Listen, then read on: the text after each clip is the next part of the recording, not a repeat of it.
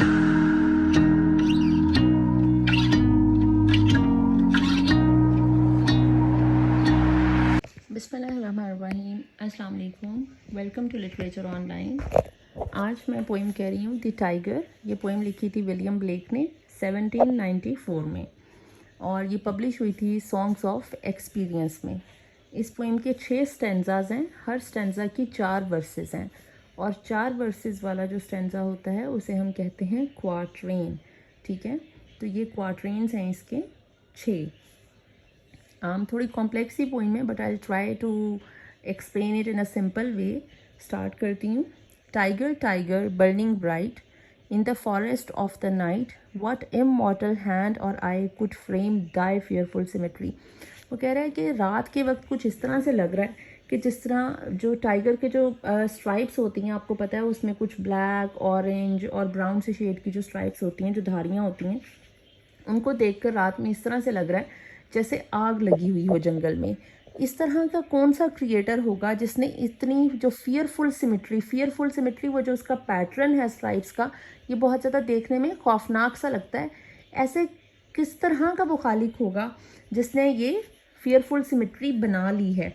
उसे कह रहा है तो ये जो काली धारियाँ हैं ये रात के वक्त में आग लगी हुई हैं और टाइगर की शान और शौकत और खौफनाक की को देखकर वो ये सोच रहा है कि ऐसी कौन सी लाफानी हस्ती है, इमॉर्टल हस्ती है, जिसने अपने हाथों से या इन आंखों से, मतलब उसने क्या सोचा होगा जो इसे तख्लीक किया होगा। ठीक है, वो कहता है in what distant deeps or skies burnt the fire of thine eyes. अब वो कह रहा है कि अभी तक मुझे समझ नहीं आ रही है कि इसे दोज़ख की गहराइयों में बनाया गया होगा या आसमान पर बनाया गया होगा। कि मतलब उसका कहने का मतलब ये है कि क्या ये वही है, वही खालिक है इसका जिसने एक मासूम लैम को बनाया है। क्योंकि ये सिस्टर पोइम है ब्लेक के सॉन्ग्स ऑफ इनोसेंस में दी लैम जो पोइम है और सॉन्ग्स ऑफ एक्सपीरियंस में दी टाइगर है, इन दोनों को सिस्टर पोइम कहा जाता है। वो कह रहे हैं क्या ये वही खालिक है जिसने जो आसमान पे जब वो उस लैम को बनाया था, क्या उसी ने अब दोज़ख की आग में इस जानवर को, इस दरिंदे को बनाया है। कि एक खुदा जो इतना मेहरबान है लोगों पे और एक खुदा ये है जो इतनी खौफनाक दरिंदों को बना रहा है। On what wings dare he aspire, उस खालिक के पास, उस क्रिएटर के पास ऐसे कौन से पर थे जिससे उसने, मतलब वो इतनी फटाफट से उसने बनाया हो और वो वहाँ से उड़कर निकल गया हो। What the hand dare seize the fire, और उसके हाथ कितने उसमें मिरेकलस हैंड होंगे उस क्रिएटर के जिसने टाइगर जैसे दरिंदे को बनाया, इस जानवर को बनाया और उसने उसके हाथों को नुकसान नहीं पहुंचा, जबकि ये इस तरह का जानवर है जो खुद एक दोज़ख की आग में जल रहा है। लाइक ये उसकी जो पैटर्न है, it seems like a burning fire.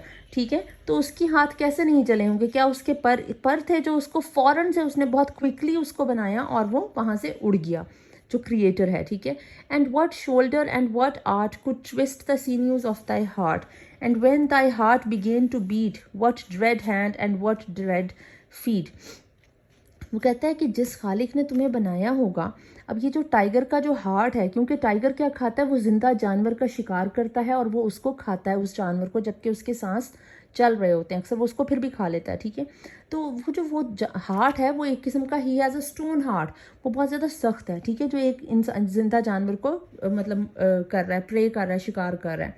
तो वो कह रहा है उसके जो टिश्यूज़ होंगे, जो जिसने ये बनाया होगा, मतलब जो खालिक है जिसने टाइगर को बनाया है, उसके हाथ, उसके शोल्डर कितने ज़्यादा स्ट्रॉन्ग होंगे जिसने टाइगर को बना दिया।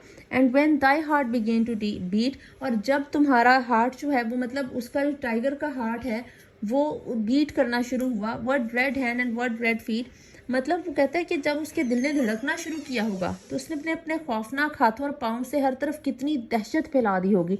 लेकिन as soon as he gets the soul और as gets the heart beat started, तो वो उसी वक्त ही जो है वो उसने अपने हाथों पाँव को देखते कि I am strong enough to do anything. ठीक है, वो उसको जो करना शुरू होता है वो कितनी ज़्यादा दहशत फैला दी होगी और उसने कितना नुकसान पहुंचाया होगा। What the hammer, what the chain, in what furnace was thy brain, what an anvil, what dread grasp, dare it deadly terrors clasp. अच्छा, एनविल कहते हैं जो हैवी किस्म की डिवाइस होती है on which the metals are hammered. ठीक है, मेटल को जब एक फर्नेस में डाला जाता है, जो दहकान होती है जिसमें मेटल को पिघलाया जाता है और फिर उसको शेप दी जाती है, तो वो जब दहकान में जलने के बाद जब वो शेप दी जाती है ना, तो वो शेप एक लाइक एक उस पर दी जाती है, जिस तरह एक प्लेटफॉर्म सा बना दिया जाता है, ठीक है। उस प्लेटफॉर्म पे उसे रखा जाता है और उस पे शेल्फ पे रख कर फिर उसको शेप दी जाती है, मारा जाता है हैमर से, ठीक है। तो वो उस जो शेल्फ है उसकी बात कर रहा है कि वो कितनी स्ट्रांग होगी। डियर रेडली ट्रेलर्स क्लैस्प, ठीक है। तो अब ये कह रहा है क्लैस्प का मतलब भी ग्रैस्प है, ग्रिप है, ठीक है। वो कहता है कि टाइगर का दिमाग इतना शानदार है कि इसे बनाने के लिए गैर मामूली महारत की ज़रूरत पड़ी होगी। फिर वो सोचता है कि आग की भट्टी में जब वो जलती जो एक मेटल होती है उसको टाइगर के दिमाग की शक्ल देने के लिए किस किस्म के हैमर की, हथौड़े की ज़रूरत पड़ी होगी। वो कितना स्ट्रॉन्ग हथौड़ा होगा जिसने टाइगर के ब्रेन को शेप किया होगा, ठीक है। अब वो पूछता है कि आग की भट्टी को धुंकने के लिए जो इस्तेमाल होने वाली मशीन के पैडल के साथ किस किस्म की जंजीर इस्तेमाल की गई होगी, कि वो चेन कितनी स्ट्रांग होगी। फिर वो सोचता है कि जिस शेल्फ पर रखकर उसका दिमाग बनाने के लिए कूटा गया होगा वो बहुत ख़ास होगा, वो भी बड़ा स्ट्रांग होगा। फिर वो सोचता है कि एक पूरी तरह तख्लीक शुदा टाइगर को इतना खौफनाक होगा कि इसे काबू में रखने के लिए गैर मामूली तौर पर ताकतवर गिरफ्त की ज़रूरत पड़ी होगी। लाइक जब उसने वो पूरा टाइगर शेप दे दिया, वहाँ पे फॉर्म बन गया, ठीक है, फॉर्मेशन होगी टाइगर की उस शेल्फ पे, पूरा का पूरा बन गया। अब उसका हार्ट भी बन गया, उसका ब्रेन भी बन गया, उसके हाथ पाँव भी बन गए होंगे। तो जब एक पूरी फॉर्मेशन होगी तो उस वक्त वो इतना खौफनाक लगता होगा।